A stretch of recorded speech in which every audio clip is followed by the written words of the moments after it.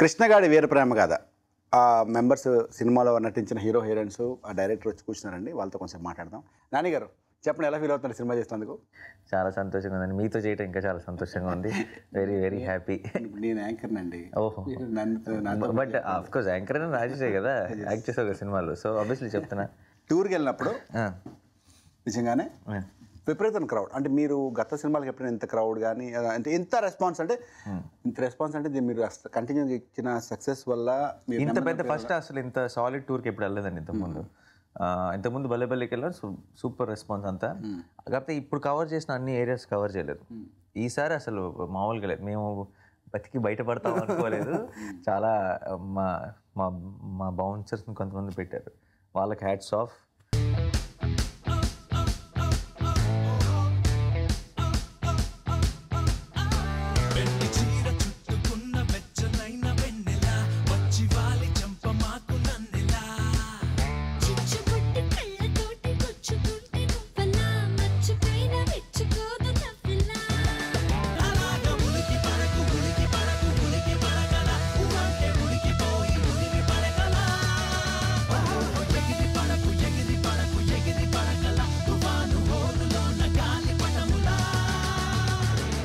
మహాలక్ష్మి గురించి మాట్లాడదాం.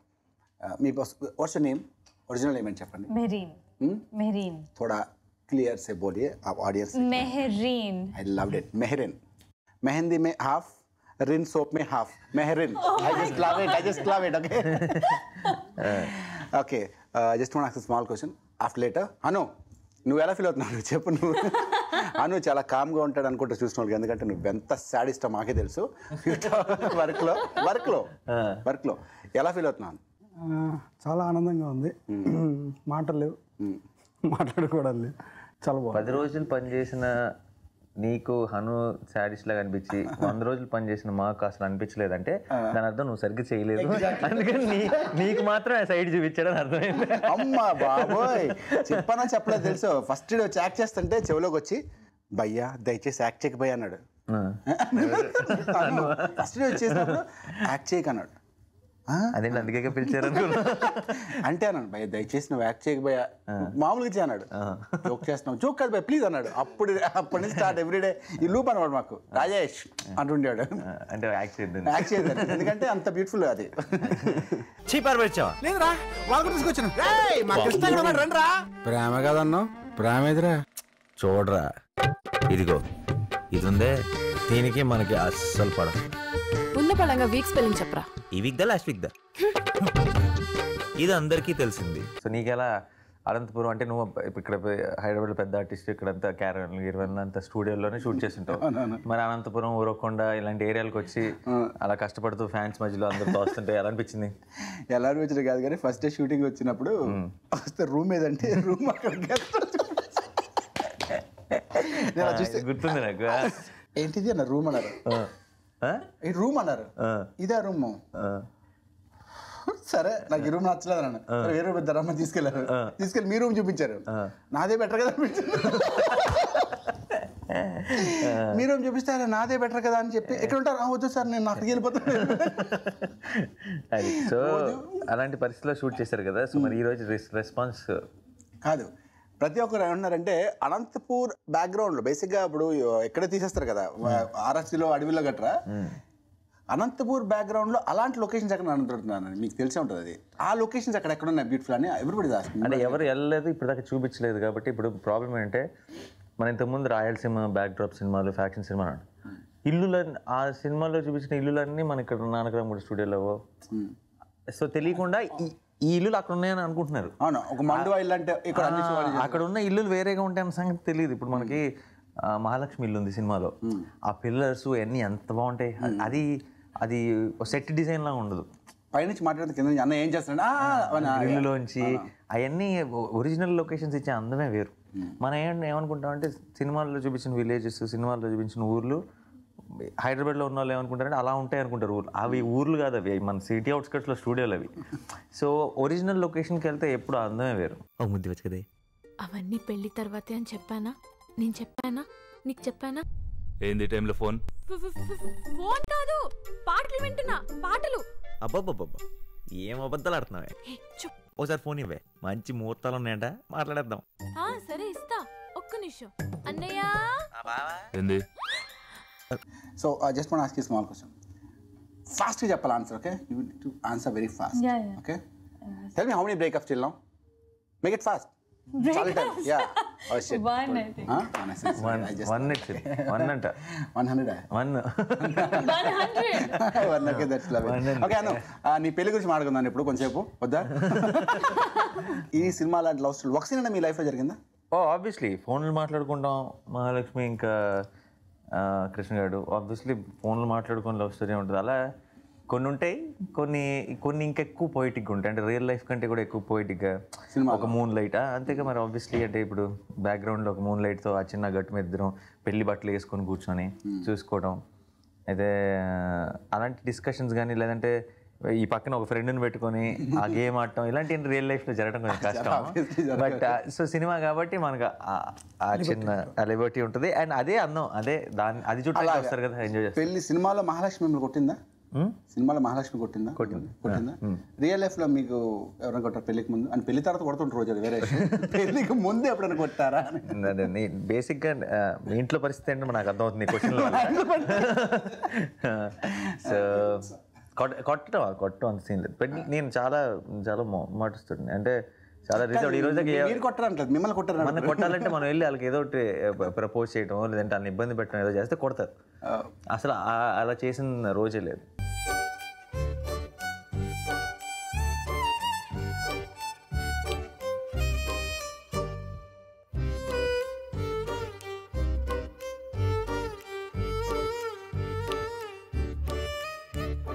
నువ్వంటే నా నవ్వు, నేనంటే నేనువ్వు, నువ్వంటూ నేనంటూ లేమని, అవునంటూ మాటివ్వు, నిజమంటూ నేను లేరాని దూరాలి నువ్వు పోనని. ఇప్పటిదాకా ఈ సినిమా చేస్తున్నప్పుడు ది బెస్ట్ మూమెంట్ ఒకటి చెప్పండి. అంటే రొటీన్గా సినిమా మనం కలిసి చేస్తాం, అంటే నేను కూడా ఉన్నాను అక్కడ, ఇది కూడా అడగడం కాదు కానీ అక్కడ ఫస్ట్ డే తప్ప నెక్స్ట్ డే నుంచి వీ హ్యాడ్ ఫన్. రోజు ఈవినింగ్ కలుసుకుని మనం కూర్చోవడం, 2 డేస్కి అలవాటు అయిపోయింది ఊరు మనకి, ఆ ఊరులాగా అనిపించింది. అది కొత్త, అంటే ఎక్కడ బాధపడిన సిచ్యువేషన్ కానీ ఎంజాయ్ చేసిన ఒక బ్యూటిఫుల్ లేదా భయంకరమైన సిచ్యువేషన్ కానీ. ఈ సినిమాకి నాకు నైని చేసింది ఒక షార్ట్ చూసినప్పుడు వచ్చింది, అంటే ఆ చిన్నది ముగ్గురు పిల్లలకి వచ్చినది, తను కనిపెట్టుకొని చెప్పే డైలాగు, అది చేసేటప్పుడే చాలా చాలా సంతోషంగా అనిపించింది. వెళ్ళి దాన్ని మానిటర్లో చూస్తే ఇంకా, అంటే ఇప్పుడు నాకు చెప్తుంటేనే గూస్ బంప్స్ వస్తున్నాయి, అంటే ఒక తెలియని ఒక ఆనందం, హ్యాపీనెస్. మేము అనుకున్నది రీచ్ అయిపోయాం అన్న ఒక్క షాట్లో, అంటే ఇన్ని 9 నెలల కష్టం, ఆల్మోస్ట్ సంవత్సరం వరకు, అండ్ ఎన్ని వందల డిస్కషన్లు నాకు హనుకి, ఈ మొత్తానికి సమరీ ఆ ఒక్క షాట్. అది చాలా ట్రూ. అది ఆ రోజు నాని ఫేస్లో ఉన్న ఎక్స్ప్రెషన్ నాకు చాలా క్లియర్గా గుర్తుంది ఇప్పటికీ. అంటే అంత సెట్ అంత సైలెంట్గా ఉంటే ఎప్పుడు చూడరు. జనరల్గా మంచి షాట్ కొడితే అందరు క్లాప్స్ కొడతారు కదా, అందరూ ఫీల్ అందరు పక్కకి వెళ్ళిపోయి అలా ఆలోచించుకొని మొదలెట్టారు. ఏయ్ మీ పేర్లేంటి? చుట్కీ, చోటా భీమ్, చిన్నారి పెళ్లి కూతురు. ఎప్పుడు ఆ పిచ్చి బొమ్మను పట్టుకునే ఉంటావా? అండ్ ఇంకోటి ఉంది యాక్చువల్గా, ఆంజనేయ స్వామి విగ్రహం దగ్గర, అది అక్కడ అసలు అదొకటి high point, great high point. అది ఆన్ స్క్రీన్ హై పాయింట్. మేము షూటింగ్ అప్పుడు చాలా కష్టపడ్డాం, కానీ అయ్యో చాలా మాకు లిమిటేషన్స్. అటు వస్తున్న ఒక 100 లారీలు, ఇటు వస్తున్న ఒక 100 లారీలు, ట్రక్కులను ఆపేసి షూటింగ్ అక్కడ. అండ్ మేము చాలా గందరగోళంగా షూట్ చేసాం ఆ సీన్. ఎలా వస్తుంది అని ఒక టెన్షన్ ఉండింది. ఈరోజు థియేటర్ మొత్తం విజిల్స్ ఆ సీన్ వస్తున్నప్పుడు మీకేం తెలుసు మా కష్టాలు అనుకుంటూ చూసినప్పుడు, బట్ హై పాయింట్ అది సినిమాకి. అసలు కథ ఇప్పుడు మొదలైంది.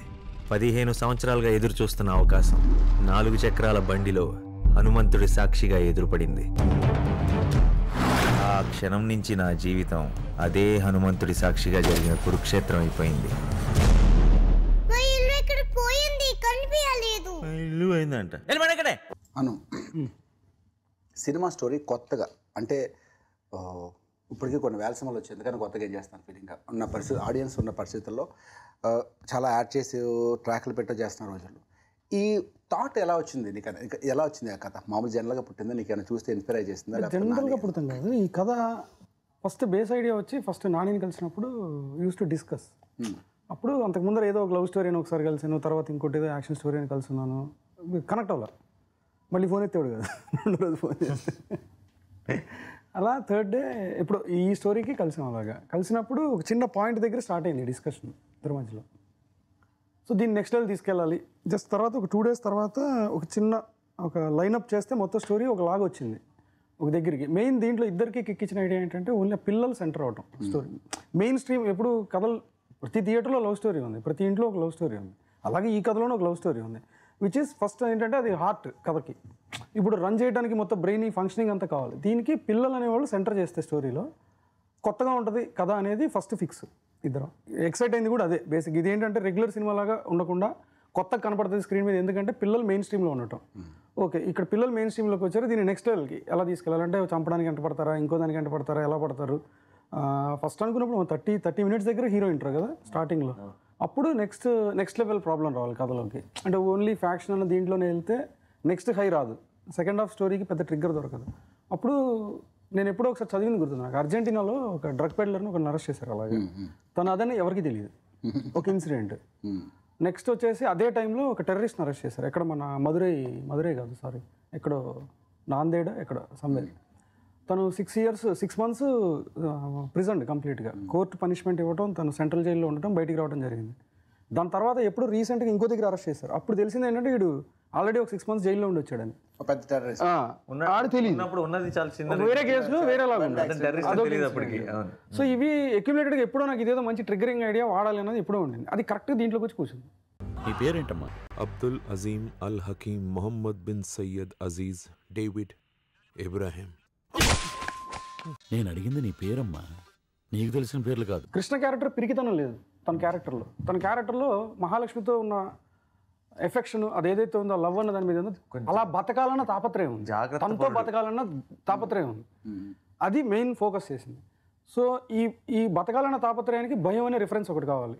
సో ఇప్పుడు శత్రు ఏదైతే కనబడుతున్నాడో స్క్రీన్ మీద తన భయానికి ఫిజికల్ రిఫరెన్స్ అంతే శత్రు క్యారెక్టర్. అలా వచ్చింది. ఇప్పుడు ఈ రెండింటికి ట్రిగ్గర్. ఇప్పుడు దీని నుంచి బయటికి రావాలి, హోల్ సిచ్యువేషన్ నుంచి. ఇంత చిన్న ప్రాబ్లమ్నే సాల్వ్ చేసుకోలేక 15 సంవత్సరాలు పోస్ట్ చేసుకున్న వ్యక్తి వెంట పడుతుంది ఎవరు? It's like most notorious criminals పడుతున్నారు వెనకాల. 15 సంవత్సరాల నుంచి దాచుకున్న ప్రేమకు ఒక విజయం ఎక్కడ దొరుకుతుంది? సో అంటే ఒక కామన్ సెంట్రల్ ఐడియా అండర్డాగ్, కంప్లీట్ అండర్డాగ్. అంటే ఒక ordinary man meeting an extraordinary situation. వెంట పడలర్ చేస్తే కొట్టాల, ప్రేమ పెళ్ళి అని పాడు కబుర్లు చెప్తే ప్రాణం పోద్ది, చెప్పకపోతే మహాలక్ష్మి పోద్ది. తుద్ది నా అమ్మాయి ఎలాగో పోయే ప్రాణం మహాలక్ష్మి అకౌంట్లోనే. అసలు కథ ఇప్పుడు మొదలైంది. ఈ యుద్ధం ఎవరితో చేస్తున్నానో తెలియదు, కానీ ఎవరి కోసమో తెలుసు. మహాలక్ష్మి కోసం, నా మహాలక్ష్మి కోసం. మీకు యాక్టింగ్ ఇన్స్పిరేషన్ నేను తప్ప ఇంకెవరైనా? ప్లీజ్ ఒక్కడే కాదు నాని, ఇది ముఖస్థితి మీరు విని బోర్ అయిపోతారు. మీరు చెప్తారు, చాలా బ్యాక్ చేస్తారు, బాగా చెప్పుంటారు కదా. మధ్యలో ఒక 2-3 సినిమాలు ఉన్నాయి కొంచెం బాగా దప్పుకుంటున్నాయి. ఎప్పుడు ఏంటది ఆహకల్యాణ ఒకటి, సెగ ఒకటి, లేదు నేను చెప్పేది విని కంప్లీట్గా. సెగ ఒకటి, స్నేహితుడు ఒకటి, ఇలా 2-3 సినిమాలు అస్సలు ఆడు. ఆ టైంలో నేను ఇన్స్పిరేషన్ తీసుకునేవాడిని. సో వర్క్ అవడం లేదని మార్చా. యాక్చువల్లీ ఇన్స్పిరేషన్ అంటే చెప్తా, Kamal sir. Everybody keep saying like Kamal act చేస్తారు, అలాగే చేస్తాను. Very good actor like Kamal Haasan. Comparing with ఆయనతో ఎవరిని కంపేర్ చేయలేము. కంపేరింగ్ కాదు, is also good, is good complement. ఇప్పుడు వెన్ కమర్ ఎనీ ఆర్టిస్ట్ తో కంపేర్ చేసిన Kamal Haasan will say good actor, super actor, భలే యాక్టర్. అలా మేము కూడా అలా ఆర్టిస్ట్ పోల్సిన అలా యాక్ట్ చేస్తున్నాం కదా, మీరు చాలా బాగా చేస్తారు. ఇన్స్పిరేషన్ అంటే మీరు ఎక్కడ నేర్చుకున్నారు? ఎక్కడైనా ఎక్కడ నేర్చుకోలేదు. డాన్స్ కూడా నేర్చుకోవాలి. అలా డాన్స్ చేసి నేర్చేసుకోండి మీరు, మరి చెప్తారు. ఎక్కడ నేర్చుకోవాలి నిజంగా. సరే, మా వినాయక చవితికి డాన్స్లు వేసేవాళ్ళం మా ఇంట్లో అందరం, కజిన్స్ అందరు కలిసి. ప్రతి యాన్యువల్ డే ఫంక్షన్కి డాన్స్ వేసేవాళ్ళం.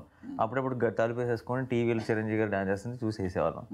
ఇంతే, అవే స్కూల్స్. ఇంకా అలా అంత ఎంజాయ్ చేస్తే కెమెరా. ఇప్పుడు డాన్స్ నేర్చుకున్న వాళ్ళకి మామూలు తేడా ఏంటంటే, నేర్చుకున్న వాళ్ళు నేను అనుకో 1, 2, 3 దక్కేసేస్తారు డాన్సర్లు. మీరు వాళ్ళ కెమెరా చూస్తూ నవ్వుతూ వేస్తుంటే ఎంజాయ్ చేస్తారు. You love the dance. Mean ఒక ప్రభుదేవ గారు డాన్స్ చూసినప్పుడు ఎంజాయ్ చేసేస్తారని, అంటే ఆయన నేర్చుకున్నారు, ఇది ప్రొఫెషనల్ డాన్సర్. అలాగా డాన్స్ ఒక ప్రొఫెషనల్ చూసి నిజానికి ఎంజాయ్ చేసి చేయడం నేర్చుకోక్కర్లేదు.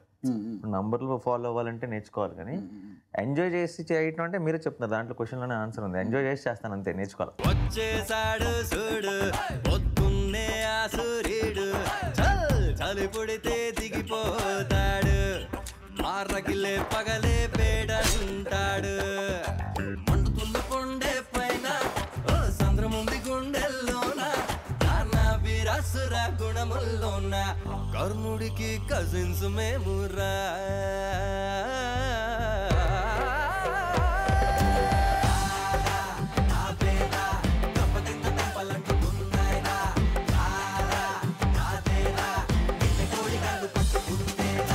పెళ్ళైన తర్వాత అమ్మాయిలు బ్లాంక్ కాల్ మెసేజ్లు మిస్సింగ్ అలాంటివి అంటే పెళ్ళైన తర్వాత ఎందుకు వస్తుంది? పెళ్ళి ముందే అన్ని అబద్ధాలు ఆడకండి. సినిమా యాక్టర్ మీరు ఎంత అందంగా ఉంటారు. ఎందుకాక మొన్న మూడు అడిగి పెద్ద ఫ్యాన్ భలే ఉంది పెగ్గిరే అని చెప్పింది ఏంటంటే నాన్నగారి నెంబర్ ఉందిరా ఇవ్వకూడదు అలాగే చెప్పండి.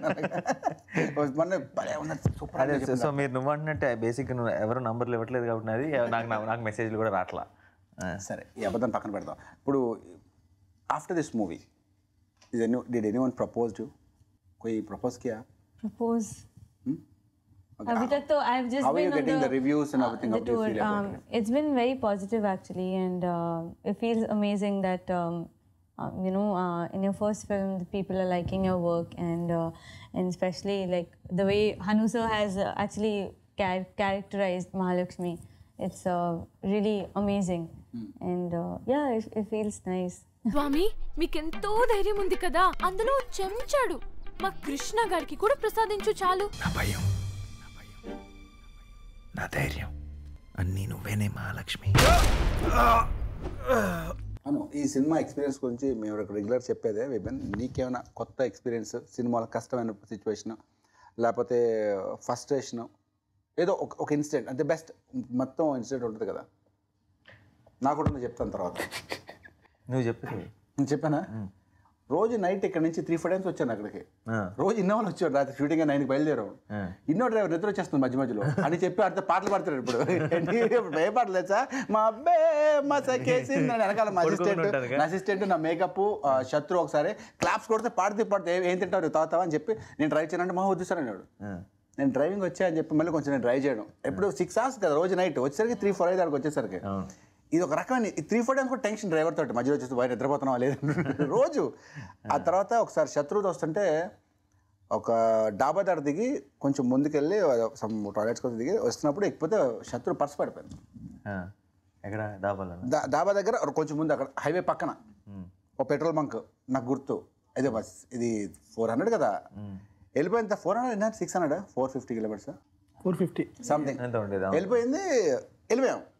మా దగ్గర డాబా దగ్గర దిగిన తర్వాత ఏం తీసుకుంటారు ఏం తాగుతారు ఏంటంటే అని చెప్తే నా దగ్గర డబ్బులు ఉన్నాయి భయ అంటే పర్లేదు అని చెప్పి భయ నా పర్స్ ఏదో అన్నాడు. పర్స్ ఏంటన్నాడు. నేను పర్స్ కార్లో కనిపించలేదు. పర్స్ తీసాను ఎక్కడ అక్కడ పెట్రోల్ బంక్ దగ్గర తీసాను పెట్రోల్ అని చెప్పి దిగావా అని దిగా ఎక్కడ పెట్టుకున్నావు అంటే ఒళ్ళో పెట్టుకున్నా అయితే ఒళ్ళో పెట్టి దిగుతున్నా పడిపోయాడు సంథింగ్ ఏదో ఉంటుంది. మళ్ళీ వెనక్కి వెళ్దాం అన్నాను. అప్పటికి 150 kilometers వచ్చాం. అయ్యో మళ్ళీ వెనక్కి వెళ్తే ఏ పెట్రోల్ బంక్ అనుకున్నావు అది లైట్ ఆపేశారు. సో వెళ్ళిపోతాను అది ఇంకో 150 వచ్చేసి మేము దగ్గరికి వచ్చాం హైదరాబాద్ దగ్గరికి. అరే అదేంటని చెప్పి మళ్ళీ లెక్కేసుకుని 1 hour కరెక్ట్గా చూసుకున్నాం టైము. ఇక్కడి నుంచి 1 hour తర్వాత చూసుకున్నాం కాల్ వచ్చింది అప్పుడు. అంటే ఆ టైం చూసి లెక్కేసి అక్కడికి వెళ్తే పెట్రోల్ బంక్ లైట్లు ఆరిపోయి ఉన్నాయి. అరే ఇక్కడ ముందు ఆగని చెప్పేసరికి అక్కడ పర్స్ ఉంది కార్ దగ్గర. బా అదృష్టం కాదు పర్స్ ఇస్తుంది డబ్బులు.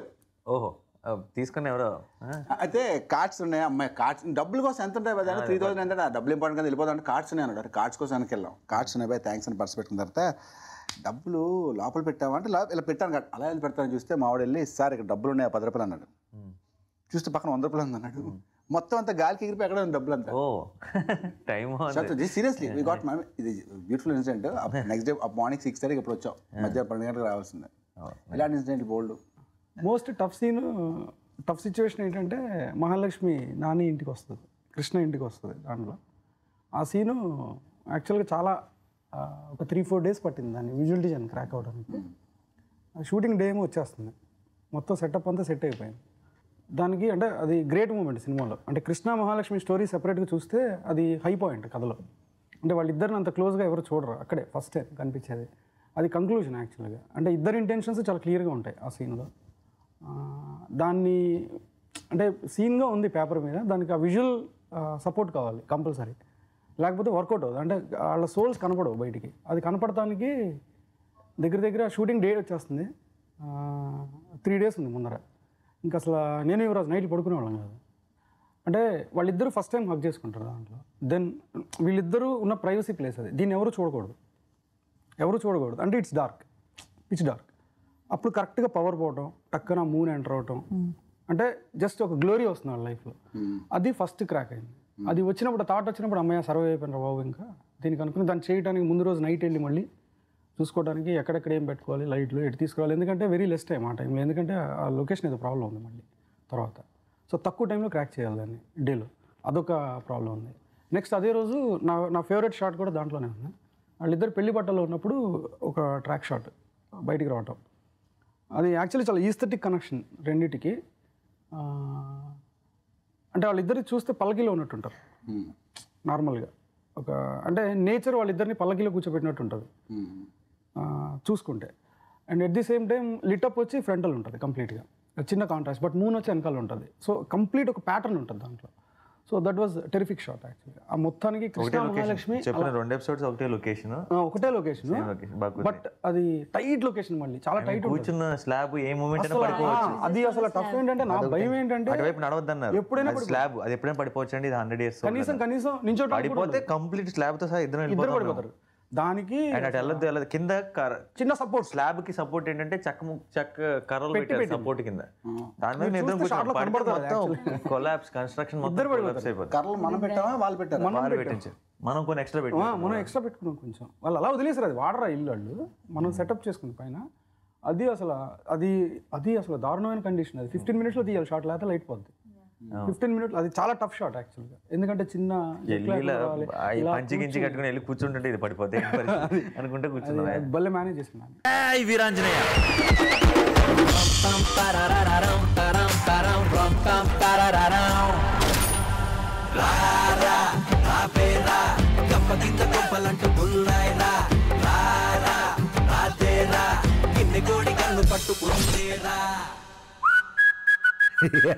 మీకు ఇప్పటిదాకా ఎవరైనా హీరోయిన్తో చేయాలని ఉందా? మీకు పలానా హీరోయిన్తో చేయాలని యాక్ట్ ఏమైనా ఉందా మీకు? ఏమైనా రీసెంట్ ఇంతకుముందు ఉండేది కదా, ఇప్పుడు రీసెంట్గా స్టార్ట్ దీపికతో చేయాలన్నది. దీపిక పడుకునే తోట? అవునా, ఎందుకు మీద ఫీల్ అవుతున్నావు? అయితే నువ్వు చూడు దీపికతో చేయాలన్నాను. దీపికతో చేయాలి, దీపిక పడుకునే తన అంటే అంత డిసప్పాయింట్మెంట్. అలాగే నేను లవ్ చేయగలను, నీ గర్ల్ ఫ్రెండ్ తో చేస్తాను, నువ్వు లవ్ చేయి, నేను యాక్ట్ చేస్తానన్నాను స్వామి కదా. మీరిద్దరు ఫ్రెండ్స్ అయిపోతే మీ ఇద్దరు లవర్స్ అయిపోతాం. నువ్వు మహాలక్ష్మిని ప్రేమించకూడదని చెప్పాను. ఎందుకు? దేనికి? అది ఎవరిని ప్రేమిస్తుందంటే? ఎవరిని? ఎదవని. నన్ను ఎదవా అన్నావని మహాలక్ష్మి తగ్గి ఫీల్ అయిపోయిందిరా. నువ్వేం ఫీల్ అవ్వకు. అది నన్ను లాక్కుట్టి ఆ ఎదవని లవ్ చేస్తున్నా అని చెప్పిందిరా. అవునరా, ఈ ప్రపంచంలో నాకన్నా పెద్ద ఎదవలేడని మా నాన్న ఇప్పుడు నన్ను పొగుడుతుండేవాడు. నీకు రిమోటే లేదనుకున్నాను, టీవీయే లేదు. థ్యాంక్ యూ వెరీ మచ్ అండి. కృష్ణగాడి వీరప్రేమ గాథ, మన అభిమాన నటుడు నాని. నా పేరు కూడా చిన్నప్పుడు పేరు నాని. ఇప్పుడు నీ గురించి చెప్పా, నా గురించి, మీ గురించి, నా గురించి. ఓకే. అండ్ మన బ్యూటిఫుల్ హీరోయిన్ మెహరిన్ అండ్ మన అను. థ్యాంక్ యూ వెరీ మచ్ అను, మీ అందరికి వచ్చినందుకు, ఇంత గొప్ప సినిమా ఇచ్చినందుకు, బాగా ఇంత సెలబ్రేషన్స్, ఇంత గొప్ప సక్సెస్ ఇచ్చినందుకు. ఆబ్వియస్లీ నీకు విషయం చెప్పాలి, నేను మర్చిపోయాను సార్, చెప్పి ఫినిష్ చేస్తాను. So thank you very much వచ్చినందుకు. అదే మళ్ళీ రిపీట్ చేస్తున్నావు, ఫినిష్ చేస్తానని. అయితే అయిపోయిందా? ఓకే. నీ పర్ఫార్మెన్స్ గురించి కూడా నాకు కొంతమంది ఫ్రెండ్స్ మాట్లాడుతున్నప్పుడు ఒక ఒపీనియన్ వచ్చింది, వాళ్ళు చాలా హ్యాపీగా అనిపించింది నాకు. అన్నారు, 2-3 అన్నారు. సత్యరాజేష్ ఉన్నాడు కానీ సత్యరాజేష్ సినిమాలో ఎంత న్యాచురల్గా చేశాడంటే అసలు ఉన్నాడని కూడా మాకు తెలియలేదన్నారు.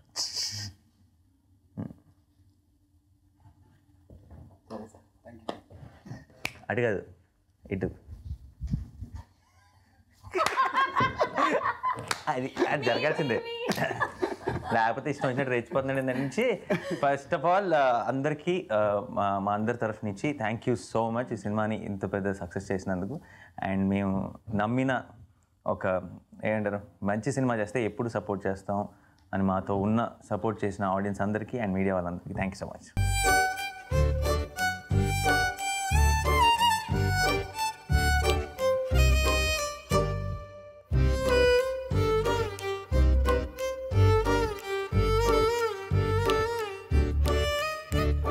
నువ్వంటే నా నవ్వు, నేనంటే నే నువ్వు, నువ్వంటూ నేనంటూ లేమని.